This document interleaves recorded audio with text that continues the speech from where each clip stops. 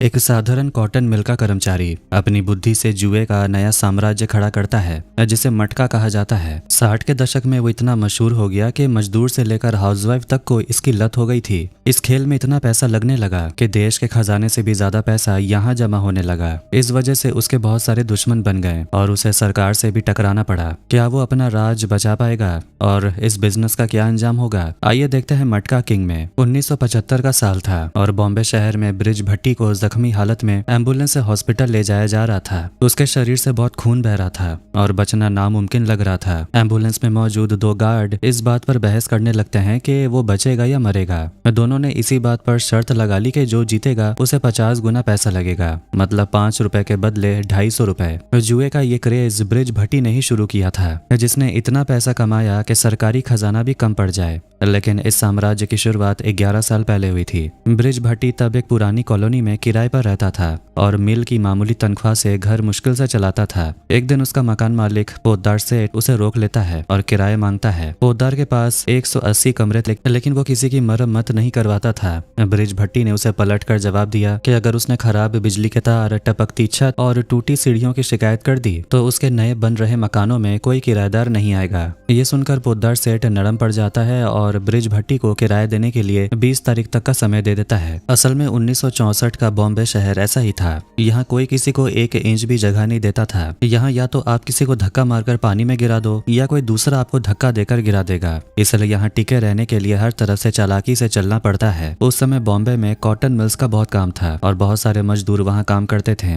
लेकिन काम के मुकाबले उनकी सैलरी बहुत कम थी। इसलिए हर दिन काम खत्म करने के बाद मजदूर 10 से 20 पैसे जुए में लगाते थे। याद रहे ये 1964 की बात है। तब 10 से 20 पैसे की बहुत बड़ी कीमत थी। इस जुए के धंधे को खुद मिल का मालिक लालजी भाई चलाता था। शुरुआत में ये जुआ न्यूयॉर्क के बाजार में कॉटन के दामों में उतार चढ़ाव पर चलता था, लेकिन बाद में जब न्यूयॉर्क कॉटन स्टॉक ने इस पर पाबंदी लगा दी तो लालजी भाई ने इसे अपने तरीके से जारी रखा। उसके नियम बदल दिए गए। अब मजदूर ताश का एक नंबर चुनते और उस पर पैसा लगाते। दिन खत्म होने पर मैनेजर ताश की गड्डी से एक पत्ता निकालता और जिसका नंबर निकलता वो जीत जाता। उस समय ब्रिज भट्टी लालजी भाई के मिल में मैनेजर के तौर पर काम करता था। मकान मालिक से बहस के बाद जब वो मिल पहुंचा तो उसने अकाउंटेंट से पूछा कि क्या उसकी सैलरी बढ़ी है। ये सुनकर के पिछले 3 साल से उसकी सैलरी एक पैसा भी नहीं बढ़ी। वो काफी निराश होता है। तभी उसकी नजर एक पढ़ी लिखी और संस्कारी घरेलू औरत पर पड़ती है जो वहाँ जुआ खेलने आई थी। वो औरत बहुत घबराई हुई थी। कांपते हाथों से उसने 5 नंबर पर 50 रुपए का दांव लगाया। उस जमाने में 50 रुपए बहुत बड़ी रकम होती थी, इसलिए सब चौंक गए। इसके बाद ब्रिज भट्टी ने सट्टा बंद करने को कहा और लालजी भाई को खबर दी कि लकी ड्रॉ का समय हो गया है। लालजी भाई ने कहा ड्रॉ तभी होगा जब वो चाहेगा। सब लोग ड्रॉ का इंतजार कर रहे थे। लालजी भाई ने अंदर जाकर आज के दांव का रिकॉर्ड देखा। उसने देखा कि सबसे ज्यादा पैसा 5 नंबर पर लगा है और सबसे कम 7 नंबर पर। जब ब्रिज ताश के पत्ते फेंट रहा था तब लालजी ने उसे इशारा करके किया कि वो 7 नंबर को विजेता घोषित करे। ब्रिज के हाथ में 5 नंबर का पत्ता आ चुका था, लेकिन मालिक के दबाव में उसे 7 नंबर का पत्ता उठाकर ही उसे विजेता बताना पड़ा। 5 नंबर पर दांव लगाने वाली औरत ये सुनते ही चक्कर खाकर गिर पड़ी। थोड़ी देर बाद ब्रिज उस औरत को पास के एक होटल में ले गया और उसे चाय पिलाकर पूछा कि उसने इतने सारे पैसे दांव पर क्यों लगाए। वो औरत फूट फूट कर रोने लगी और बताई कि उसे पैसों की सख्त जरूरत है क्योंकि उसका पति बीमार है और इलाज के लिए उसे पैसे चाहिए।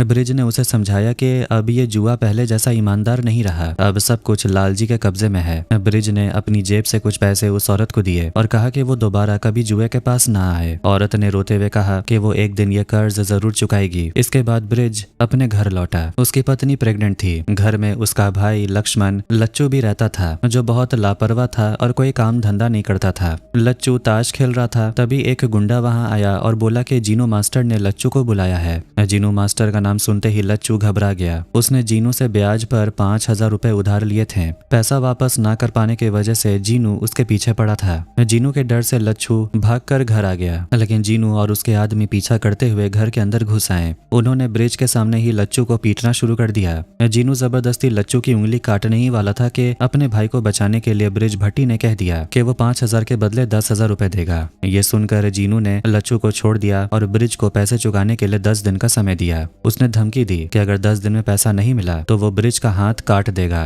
पहले से ही तंगी में चल रहे घर के लिए अचानक 10,000 रुपए का इंतजाम करना ब्रिज भट्टी के लिए बहुत बड़ा बोझ था। फिर भी उसने लच्चू को हॉस्पिटल ले जाकर उसकी उंगली की पट्टी करवाई। वो लच्चू लच्चू पर बहुत नाराज था क्योंकि लच्चू रातों रात अमीर बनने के चक्कर में स्टॉक मार्केट में पैसे हार गया था। अगले दिन ब्रिज मिल गया और लालजी भाई से उसने रिक्वेस्ट की कि उसकी पत्नी बीमार है और उसे पैसों की जरूरत है, लेकिन लालजी भाई ने उसे डांटते हुए कहा कि काम में मन नहीं लगता और बस पैसे चाहिए। उसने ब्रिज भट्टी को वहां से भगा दिया। ब्रिज अब बड़ी मुसीबत में था। वो जुए में पैसे लगाकर भी नहीं जीत सकता था क्योंकि लालजी भाई खुद नतीजे तय करता था। इस तरह सोचते सोचते 3 दिन बीत गए। जीनू मास्टर के पैसे लौटाने के लिए अब सिर्फ 7 दिन बचे थे। ब्रिज ने एक बार फिर लालजी भाई से मदद मांगने का फैसला किया। उस दिन हॉर्स रेस थी और लालजी भाई वहीं गया था। ब्रिज भी रेस के मैदान में पहुंच गया, लेकिन उसे अंदर जाने में बहुत दिक्कत हो रही थी क्योंकि गार्ड उसे रोक रहे थे। वहां सिर्फ अमीर लोग ही बाजी लगाने आते थे। काफी मुश्किल के बाद ब्रिज भट्टी रेस के मैदान के अंदर पहुंच गया। वहां उसकी नजर एक नंबर के घोड़े पर पड़ी। उसे देखकर ब्रिज को लगा कि इस घोड़े को खास ट्रेनिंग दी गई है, लेकिन उसे इन सब बातों से क्या मतलब। उसके पास दांव लगाने के लिए पैसे नहीं थे। उसने दूर से ही लालजी भाई को आवाज दी और अपने पैसों की बात की। इतने सारे लोगों के सामने पैसे मांगने पर लालजी भट्टी आग बबूला हो गया। उसने ब्रिज को गालियां देना शुरू कर दिया, जिससे ब्रिज को भी गुस्सा आया और दोनों में बहस हो गई। गुस्से में लालजी भाई ने गार्ड से कहकर ब्रिज को धक्का देकर बाहर निकलवा दिया। धक्का लगने की वजह से ब्रिज के हाथ में चोट लग गई और खून बहने लगा। वो बाहर बैठा था, लेकिन कोई उसकी मदद करने नहीं आया। तभी गुलरुख नाम की लड़की ने उसे देखा और घाव पर बांधने के लिए अपना रुमाल दिया। ब्रिज ने गुलरुख को सलाह दी कि अगर वो दांव लगाना चाहती है तो वो 1 नंबर के घोड़े पर लगाए, वही जीतेगा। गुलरुख का दांव लगाने का मन नहीं था क्योंकि 1 साल पहले उसके पति की मौत हो गई थी और उसके ससुराल वालों ने उसे अपशगुनी कहकर घर से निकाल दिया था। उसे भी लगने लगा था कि उसकी किस्मत खराब है, लेकिन ब्रिज के कहने पर उसने 1 नंबर के घोड़े पर दांव लगाया और वो जीत गई। इससे उसका वो वहम टूट गया कि उसकी किस्मत खराब है। दूसरी तरफ लालजी भाई से झगड़ा करने की सजा ब्रिज भट्टी को मिली। उसे मैनेजर के पद से हटाकर एक साधारण मजदूर बना दिया गया। ब्रिज बहुत उदास था। तभी उसके पास दगड़ू नाम का एक मजदूर आया। दगड़ू एक पैर से अपाहिज था और उसे कोई काम नहीं देता था, लेकिन ब्रिज ने ही उसे नौकरी दिलवाई थी, इसलिए दगड़ू उसका बहुत एहसानमंद था। ब्रिज ने दगड़ू से अपने दुख बांटे और ठान लिया कि वो लालजी भाई के इस धोखेबाजी के साम्राज्य को खत्म कर देगा। रात को घर लौटकर ब्रिज ने अपनी पत्नी से उसके गहने उधार मांगे। अगले दिन ब्रिज ने खुद का जुए का खेल शुरू किया। उसने दगड़ू के जरिए प्रचार करवाया कि यहाँ ईमानदारी से खेल होगा और 1 रुपए के बदले 9 रुपए मिलेंगे। लेकिन नया होने के कारण सिर्फ 4-5 लोग ही आए और किसी ने भी इसे सीरियसली नहीं लिया। ब्रिज बहुत चिंता में घर लौटा क्योंकि जीनू को पैसे देने के लिए अब सिर्फ 5 दिन बचे थे। जब वो अपनी कॉलोनी पहुंचा तो उसने देखा कि वहां महीने की लॉटरी निकल रही थी। एक मटके के अंदर सबके नाम की पर्चियां थी। जिसकी पर्ची निकलेगी वही जीतेगा। ब्रिज भट्टी की पत्नी दुखी थी क्योंकि इस बार भी उसका नाम नहीं निकला। इस बार प्राजक्ता नाम की औरत का नाम निकला था। ब्रिज ने वो मटका उठाया और कमरे में ले जाकर बाकी पर्चियां चेक की। उसने देखा कि सभी पर्चियों पर प्राजक्ता का ही नाम लिखा था, मतलब कि यह पूरी तरह से एक स्कैम था। इस घटना के बाद ब्रिज को एक जबरदस्त आइडिया आया कि कैसे दुनिया भर में धोखाधड़ी से जुआ चलाया जाता है। अगले दिन वो नए आइडिया के साथ जुए के मैदान में उतरा। आज काफी लोग आए थे। ब्रिज ने देखा कि लगभग हर नंबर पर दांव लगा था सिवाय 7 नंबर के।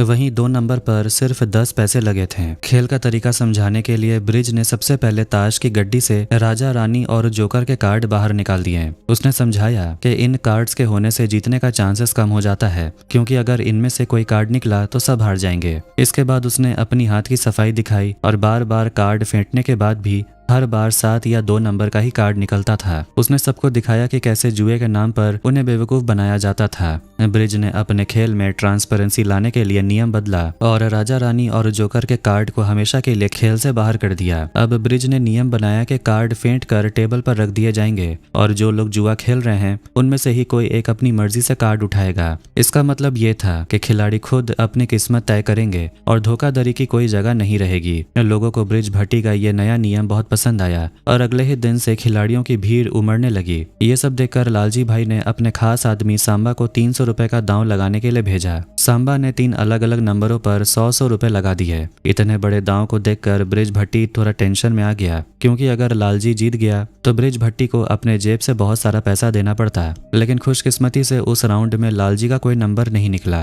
और ब्रिज भट्टी बच गया। खेल को और मजेदार बनाने के लिए ब्रिज ने इसे 2 राउंड में शुरू किया, एक शाम 6 बजे और दूसरा रात 9 बजे। उसने एक नया नियम भी जोड़ा, अगर शाम के नंबर और रात के नंबर का जोड़ा मिल जाता है तो जीतने वाले को 90 गुना ज्यादा पैसा मिलेगा। लगा, यानी 1 रुपए के बदले 90 रुपए और 100 रुपए के बदले सीधे 9,000 रुपए। लालजी भाई ने इसी मौके का फायदा उठाया। उसने सांबा के हाथ 1200 रुपए भेजे। सांबा ने हर नंबर पर 100 रुपए लगा दिए और बाकी पैसे जोड़े पर लगा दिए। पहले राउंड में ही उसके 900 रुपए वसूल हो गए। अब सबकी नजरें दूसरे राउंड पर थी। अगर दूसरे राउंड में भी वही नंबर आता तो ब्रिज भट्टी की हालत खराब हो जाती। बदकिस्मती से इस बार सांबा का जोड़ा निकल आया और लालजी भाई असल रकम के साथ 9,900 रुपए जीत गया। इस भारी रकम को चुकाने के लिए ब्रिज भट्टी का पूरा खजाना खाली हो गया, यहाँ तक कि उसे सीधा उधार भी लेना पड़ा। ब्रिज भट्टी को सबक सिखाकर लालजी भाई की खुशी का ठिकाना नहीं रहा। ब्रिज भट्टी बहुत बड़ी मुसीबत में फंस गया। एक तो सारा पैसा खत्म हो गया और ऊपर से जीनू मास्टर द्वारा दिया गया 10 दिन का समय भी आज ही खत्म हो रहा था। फिर भी ब्रिज भट्टी हिम्मत जुटाकर जो भी पैसे उसके पास बचे थे उन्हें लेकर जीनू के पास पहुंचा। कम पैसे देखकर जीनू भड़क गया, पर ब्रिज भट्टी ने और समय मांगा तो जीनू ने कहा कि तुम इस तरह बिजनेस करके पैसे वापस नहीं कर पाओगे। कोई भी इंसान बेवकूफ नहीं है जो एक राउंड में 9,000 रुपए हार जाए। ब्रिज भट्टी ने उसे समझाया कि वो खेल ईमानदारी से चलाता है ताकि लोग उस पर भरोसा कर सकें।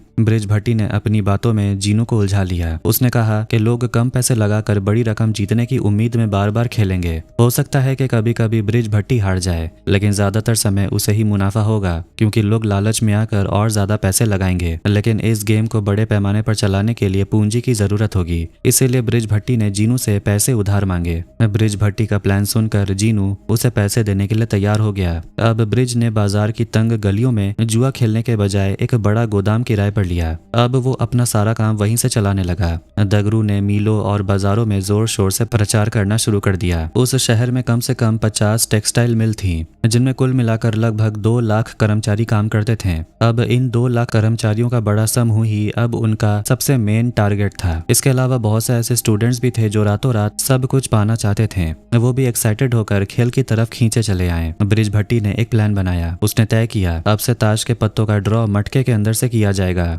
इसके पीछे उसकी ये सोच थी कि शहर के हर घर में मटका होता है। जब भी लोग अपने घर में मटके को देखेंगे उन्हें ब्रिज भट्टी के खेल की याद आएगी। उसने खेल के नियमों में भी कुछ बदलाव किए। अब से 1 के बजाय 3 कार्ड निकाले जाएंगे। इन 3 कार्डों के नंबरों को जोड़ा जाएगा और जोड़ने के बाद जो कुल संख्या आएगी उसका सेकंड डिजिट विजेता माना जाएगा। एग्जाम्पल के लिए मान लीजिए 3 कार्ड निकले 7, 3 और 6। इसको जोड़कर हुआ 16। 16 का आखिरी अंक है 6। तो जिन लोगों ने 6 नंबर पर दांव लगाया होगा वो जीत जाएंगे। ये गेम पहले की तरह ही 2 राउंड में होगा, शाम 6 बजे और रात 9 बजे। शाम के ड्रॉ को ओपनिंग और रात के ड्रॉ को क्लोजिंग कहा जाएगा। यहाँ एक और ट्विस्ट था, अगर किसी ने दोनों राउंड के सही नंबरों पर दांव लगाया तो उसे 1 रुपए के बदले 90 रुपए मिलेंगे। यानी मान लीजिए अगर ओपनिंग में 6 जीता और क्लोजिंग में 9, तो जिस खिलाड़ी ने 6 और 9 दोनों पर दांव लगाया होगा उसे 90 गुना मुनाफा मिलेगा। ब्रिज भट्टी ने ये नियम इसलिए बनाया ताकि जब तक किस्मत बहुत ज्यादा साथ ना दे तब तक कोई बड़ी रकम ना जीत सके।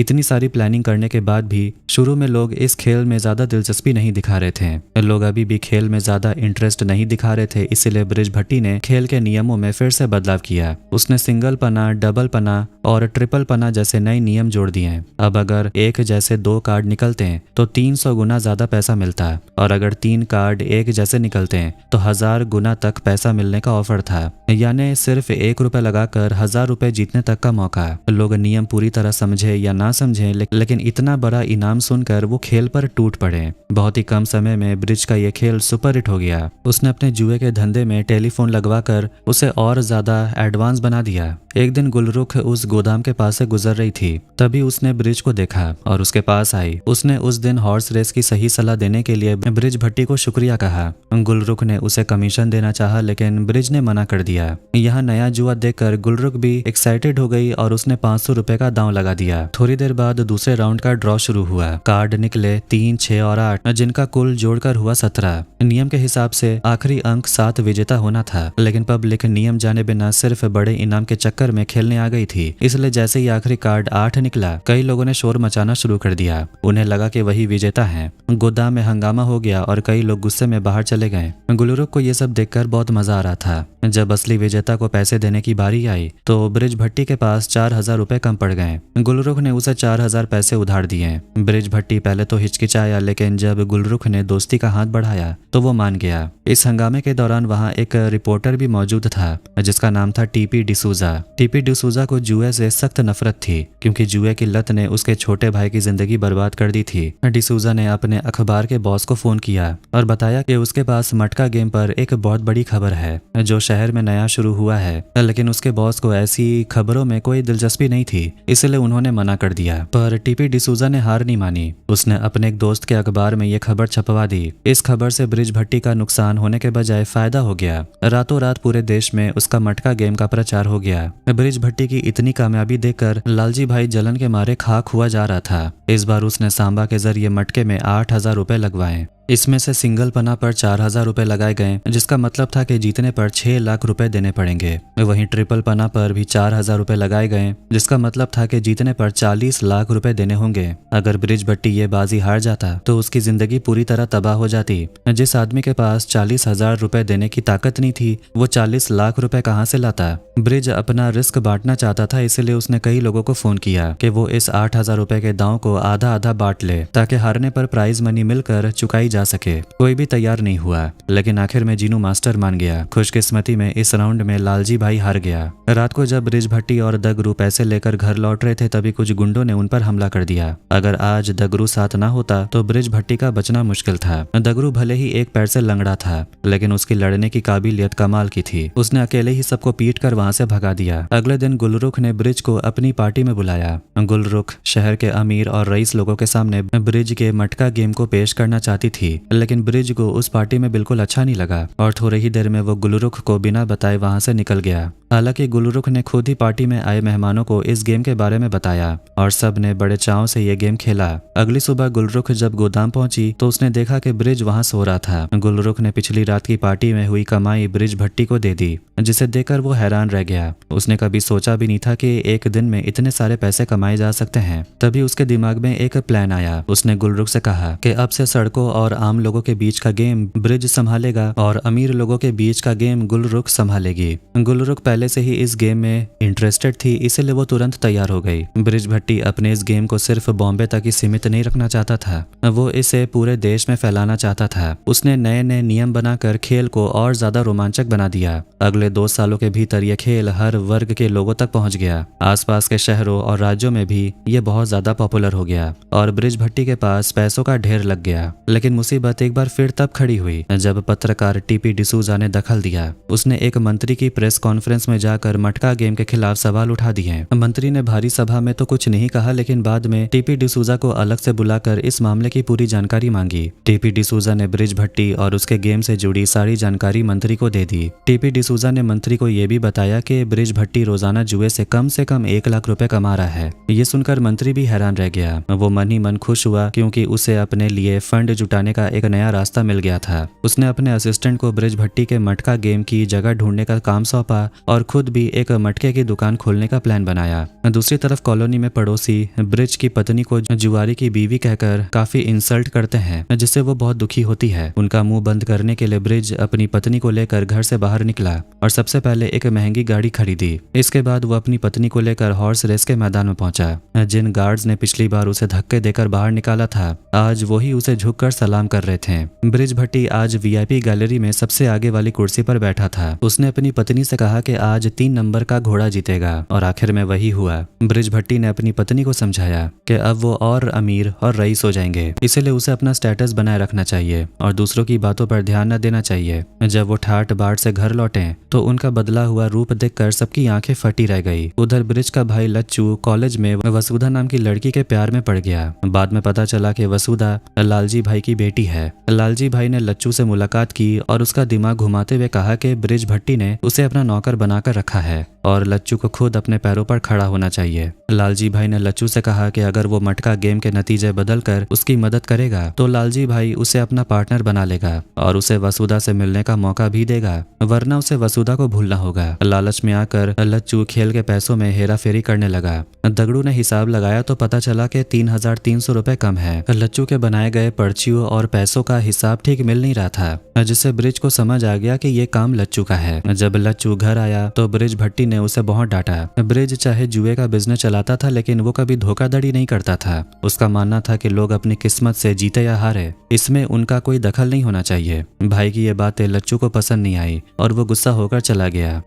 ब्रिज भट्टी के घर लौटने के कुछ देर बाद ही इनकम टैक्स का छापा पड़ा। हालांकि पूरे घर की तलाशी लेने के बाद भी उन्हें कुछ भी नहीं मिला और अधिकारी खाली हाथ लौट गए। ब्रिज भट्टी ने अपने मटका गेम की जगह का नाम अपने बेटे के नाम पर अनमोल बाजार रखा था। अगले ही दिन अनमोल बाजार के ठीक सामने सरकार ने एक बड़ा साइन बोर्ड लगा दिया जिसमें जुआ खेलने से मना किया गया था और सरकारी स्कीम्स में पैसा निवेश करने की सलाह दी गई थी। इसके अलावा उस बोर्ड पर जुए को गैर कानूनी भी बताया गया था। ब्रिज भट्टी समझ गया कि ये सब कुछ उसे डराने के लिए किया जा रहा है और इसके पीछे असली हाथ मंत्री प्रताप राव का है। इसलिए ब्रिज भट्टी लच्चू को साथ लेकर मंत्री से मिलने पहुंच गया। मंत्री उसके सामने काफी रौब जमा रहा था और उसने ब्रिज को अपना सारा धंधा बंद करने को बोला। लेकिन ब्रिज भट्टी ने निडर होकर कहा, जब आपने शराब की दुकानों को कानूनी मान्यता दे दी है तो मटका को भी कानूनी बनाकर उस पर टैक्स लगा दीजिए। मैं सारा टैक्स ईमानदारी से भरूंगा। उसकी यह चतुराई देखकर मंत्री समझ गया कि ब्रिज भट्टी बहुत बुद्धिमान है। फिर भी ब्रिज भट्टी मंत्री को मना नहीं पाया और ना ही उसके आगे झुका। इससे मंत्री के अहंकार को चोट पहुंची।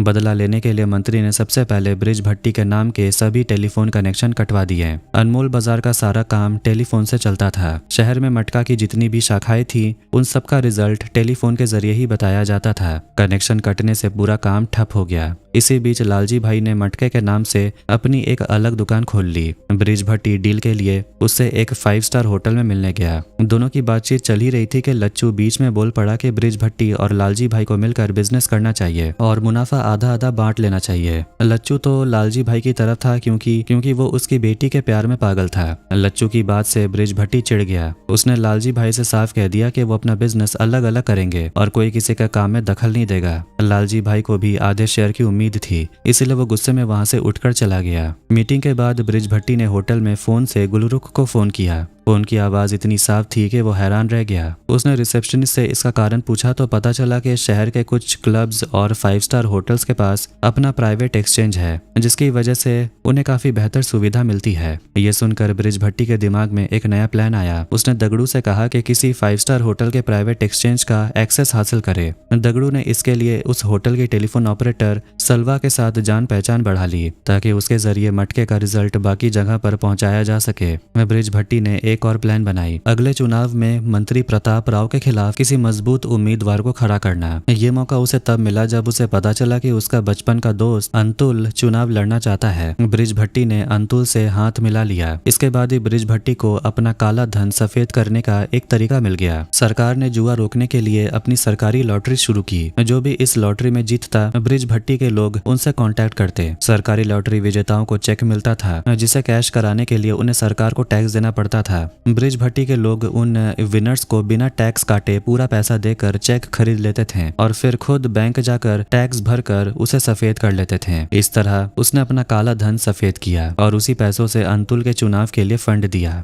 मटका खेलने वाले सभी लोग ब्रिज के कहने पर अंतुल को ही वोट देने लगे। नतीजा ये हुआ कि अंतुल चुनाव जीत गया। यानी ब्रिज भट्टी ने अपनी मेहनत और दिमाग से उस मंत्री की कुर्सी तक छीन ली। उसका प्रभाव इतना ज्यादा बढ़ गया था, लेकिन अपने भाई लच्चू को वो सुधार नहीं पाया। लच्चू को एक दुकान संभालने के लिए दे दी गई थी जहां उसने धोखाधड़ी करके एक विजेता का पैसा मार लिया और उसके साथ बदतमीजी भी की। उस आदमी ने पुलिस में शिकायत कर दी और पुलिस लच्चू को पकड़कर ले गई। खबर मिलने पर ब्रिज भट्टी उससे मिलने तो गया लेकिन उसे छुड़ाया नहीं। उसका मानना था कि जब तक लच्चू अपनी गलती नहीं समझेगा वो जेल में ही रहेगा, क्योंकि ब्रिज भट्टी को बिजनेस में बेईमानी पसंद नहीं। दो भाइयों के बीच इस तरह लड़ाई का पूरा फायदा लालजी भाई ने उठाया। वो थाने गया और लच्चू को छुड़ा कर अपनी टीम में शामिल कर लिया ताकि उसके जरिए ब्रिज भट्टी को बर्बाद कर सके। ये सुनकर ब्रिज भट्टी थोड़ा दुखी हुआ, पर उसने खुद को संभाल लिया। अगले दिन ब्रिज घर पर अपने बेटे के साथ समय बिता रहा था। तभी गोदाम से फोन आया कि 5, 7 और 9 नंबर पर ट्रिपल पना में 1000 रुपए का दांव लगा है। अगर ये नंबर निकल आया तो उन्हें 10 लाख रुपए देने पड़ेंगे। ब्रिज ड्रॉ के लिए निकलने ही वाला होता है, पर उसका बेटा जिद करने लगता है कि वो अपने पापा को बाहर नहीं जाने देगा। इसलिए ब्रिज ने फैसला किया कि वो आज घर पर ही अकेले ड्रॉ करेगा।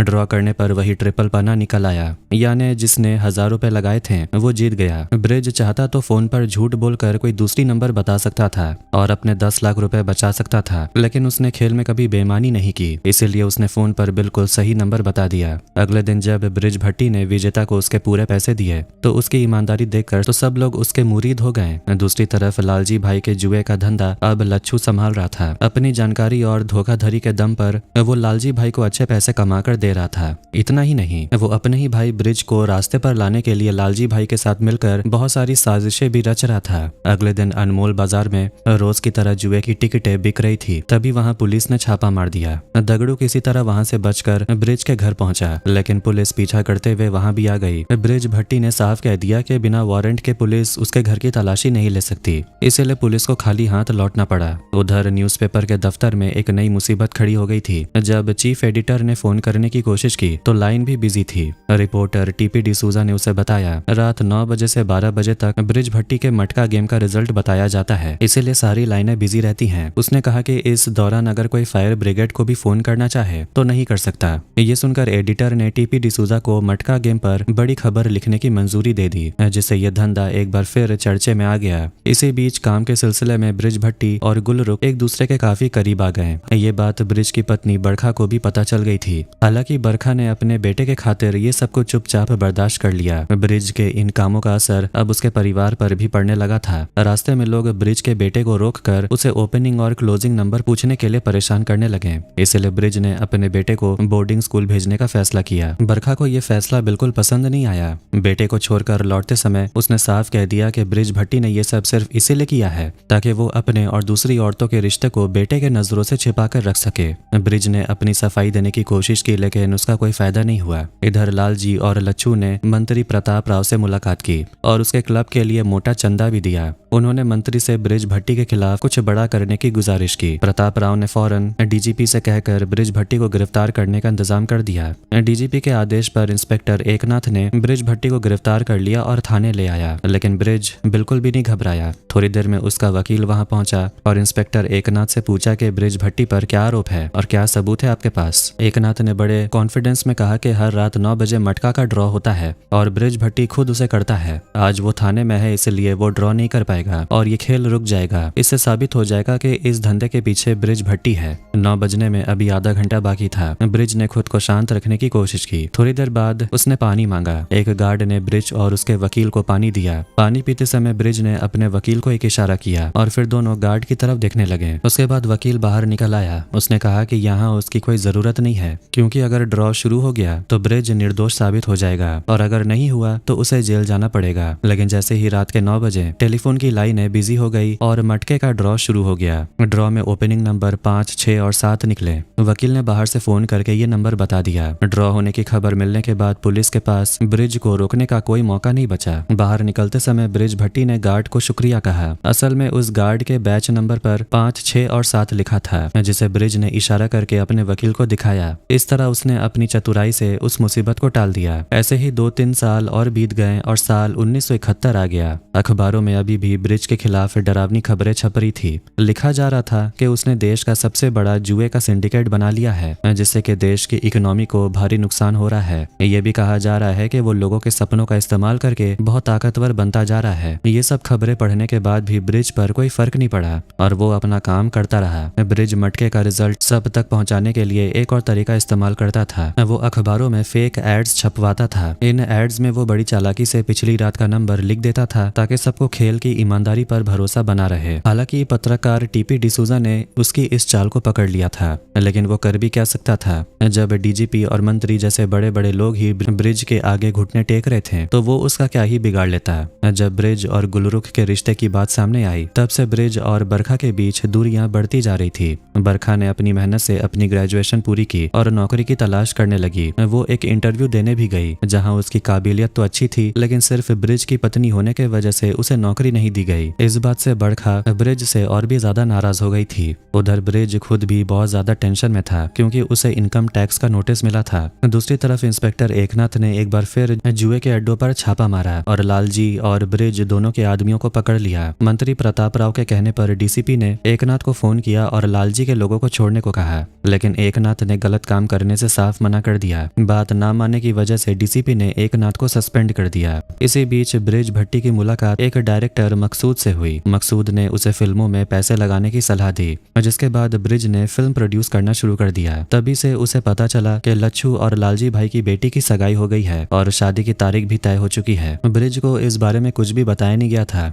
जिससे वो थोड़ा दुखी हुआ। फिर भी अपना दुख और गुस्सा भुलाकर वो लच्छू और लालजी भाई से मिलने पहुंचा और कहा कि शादी का सारा खर्चा वो उठाएगा। ब्रिज भट्टी ने शादी के लिए बहुत ही आलीशान और शानदार इंतजाम किया और पानी की तरह पैसा बहाना शुरू कर दिया। ब्रिज ने अपने भाई की शादी के लिए एक इंटरनेशनल स्टेडियम किराए पर लेने का फैसला किया। जब उसने स्टेडियम के अधिकारियों से बात की तो उन्होंने साफ मना कर दिया, क्योंकि उस दिन भारत और पाकिस्तान का बहुत बड़ा मैच होने वाला था। जब ब्रिज भट्टी ने डील करने की कोशिश की तो अधिकारी ने एक शर्त रखी, अगर तुम मुझे अगले कुछ मटका खेलों के नतीजे पहले से बता दो तो मैं कुछ इंतजाम कर सकता हूँ। ब्रिज भट्टी ने साफ शब्दों में जवाब दिया कि वो अपनी जान दे सकता है, लेकिन मटका खेल के साथ बेईमानी कभी नहीं करेगा। इतना कहकर वो वहां से निकल गया। अब ब्रिज भट्टी की जिद बढ़ गई थी। उसने वेदर डिपार्टमेंट से कांटेक्ट किया और झूठी चेतावनी दिलवाकर भारत पाकिस्तान के मैच की वेन्यू ही बदलवा दी। इसके बाद उसने वो स्टेडियम शादी के लिए किराए पर ले लिया। इधर सुलवा काफी समय से होटल के सर्वर का इस्तेमाल करके मटका के नतीजे भेज रही थी। होटल का प्राइवेट सर्वर बहुत तेज था, इसलिए काम आसान हो जाता था, लेकिन लगातार ऐसा करने से लोगों को सुलवा पर शक होने लगा था। एक दिन पुलिस ने उसे रंगे हाथों पकड़ लिया और गिरफ्तार करके ले गई।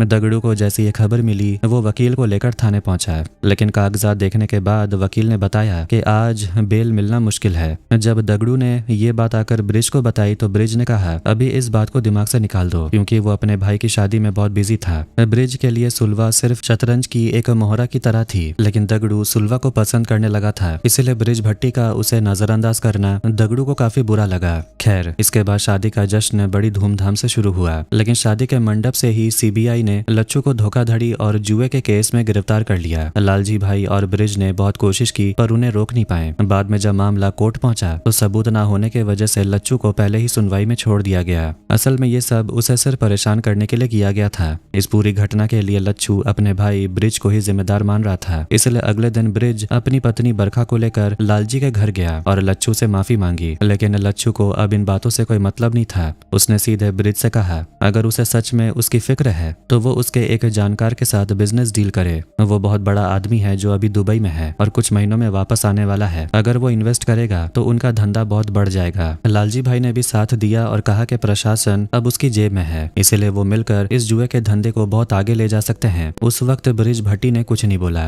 कुछ महीनों बाद साल 1973 के करीब लालजी भाई और लच्छू उसे दरब अहमद नाम के एक आदमी से मिलाने ले गए। वो इसी आदमी की बात कर रहे थे। दरब अहमद ने ब्रिज को ऑफर दिया कि वो अब क्रिकेट पर बेटिंग लगाना शुरू करे। उसका कहना था कि आने वाले समय में दुनिया भर में क्रिकेट बेटिंग का ही राज होगा, इसलिए इस बिजनेस में आने से वो बहुत जल्दी तरक्की करेंगे। दरब अहमद ने यह भी कहा कि सारा पैसा वो लगाएगा, ब्रिज भट्टी को बस खेल को संभालना होगा। इसके बदले वो आपस में 50-50 कमीशन बांट लेंगे। ऑफर सुनकर लच्छू और लालजी भाई खुशी से एकदम पागल ही हो गए थे, लेकिन ब्रिज ने इस ऑफर के लिए साफ मना कर दिया। जब वो ऑफर ठुकरा कर बाहर आया तो लच्छू ने उस पर बहुत गुस्सा किया। तब ब्रिज ने पूछा कि तुम दरब अहमद के बारे में कितना जानते हो। उसने अपने एक आदमी को इशारा किया, जिसने बताया कि दरब अहमद एक स्मगलर है। वो हसन और लाला खान का धंधा छीनना चाहता है। सीधी बात ये थी कि दरब अहमद एक गैंगस्टर था। ब्रिज ने समझाया कि अगर वो गैंगस्टर्स के साथ हाथ मिलाएंगे तो उनकी जो थोड़ी बहुत इज्जत है वो भी खत्म हो जाएगी। वो बिजनेसमैन है, कोई गैंगस्टर नहीं। इसलिए उसने लच्छू को उससे दूर रहने को कहा, मगर लच्छू को अच्छी बातें समझ नहीं आती थी।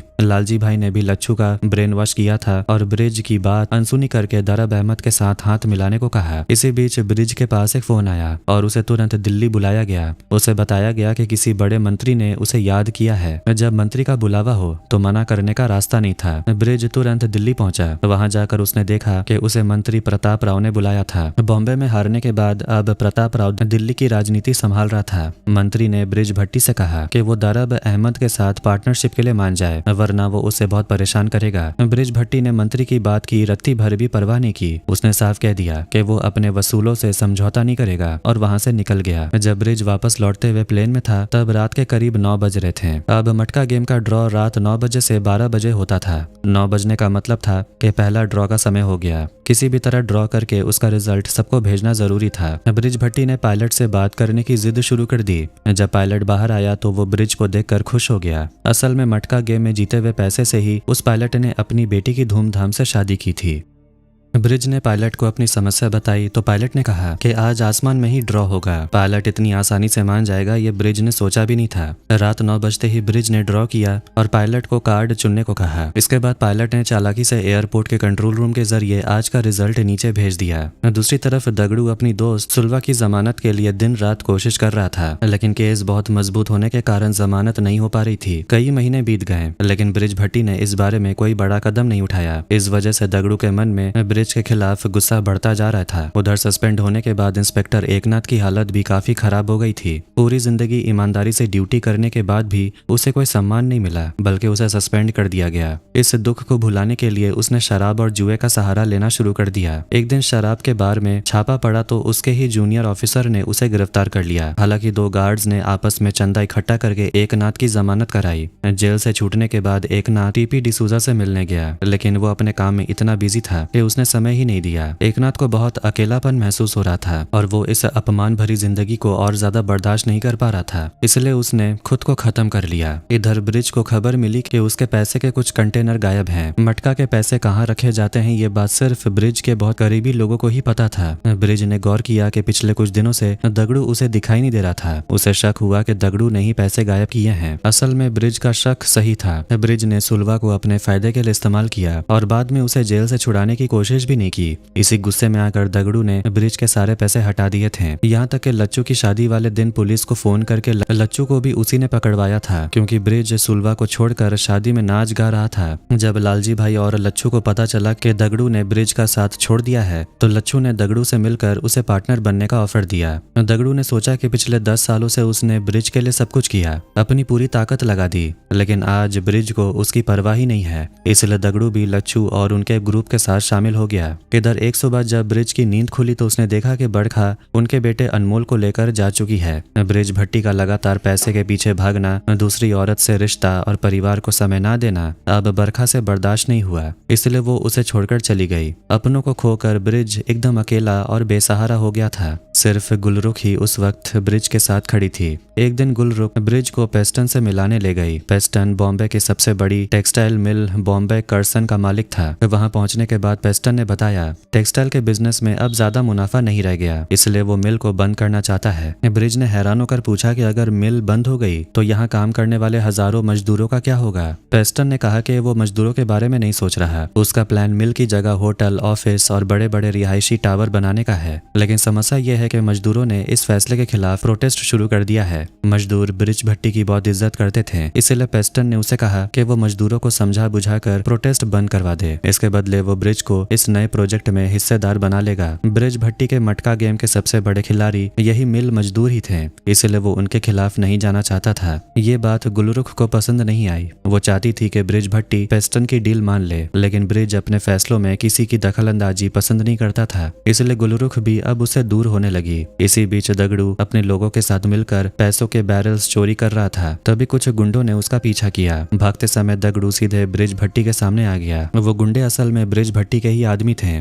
ब्रिज ने दगड़ू से कहा अगर पैसे चाहिए थे तो मुझसे मांग लेते, चोरी करने की क्या जरूरत थी। तब दगड़ू ने अपना सारा गुस्सा बाहर निकाला। उसने ब्रिज को याद दिलाया कि कैसे उसने सुलवा को उसकी किस्मत पर जेल में सड़ने के लिए छोड़ दिया था। दोनों के बीच काफी बहस हुई। गुस्से में आकर ब्रिज ने कह दिया कि आज से उसका और दगड़ू का रिश्ता खत्म। दगड़ू ने गुस्से में कहा कि ब्रिज ने कभी कहा था कि वो हनुमान बनकर अपनी पूंछ की आग से लंका जला देगा, लेकिन अब वो खुद रावण बन चुका है, इसीलिए आज उसके साथ कोई खड़ा नहीं है और वो एकदम अकेला हो गया है। अगले दिन ब्रिज भट्टी मिल के बाहर विरोध कर रहे मजदूरों के बीच पहुंचा। उसने स्टेज पर खड़े होकर कहा कि मजदूरों ने मटका ना खेलने की वजह से उसकी कमाई बंद हो गई है, फिर भी वो उनके साथ खड़ा रहेगा। उसने ऐलान किया कि मजदूरों की मांग सही है और उन्हें अपना आंदोलन जारी रखना चाहिए। ब्रिज भट्टी का साथ पाकर मजदूरों में नया जोश भर आया, लेकिन ब्रिज भट्टी के इस कदम से कई लोग नाराज हो गए थे। प्रताप राव, पेस्टन, लच्चू और लालजी भाई ने मिलकर उसके खिलाफ साजिश रचने के लिए मीटिंग की। लालजी भाई ने कहा कि अगर ऐसा ही चलता रहा तो वो दाराब अहमद के जरिए ब्रिज भट्टी को रास्ते से हटवा देगा। मंत्री प्रताप राव भी उसे चारों तरफ से घेरना चाहता था, इसलिए उसने अखबार के एडिटर को फोन करके एक खबर छापने को कहा। खबर ये थी कि इंस्पेक्टर एकनाथ ने ब्रिज भट्टी के उकसाने के वजह से खुद को खत्म कर लिया।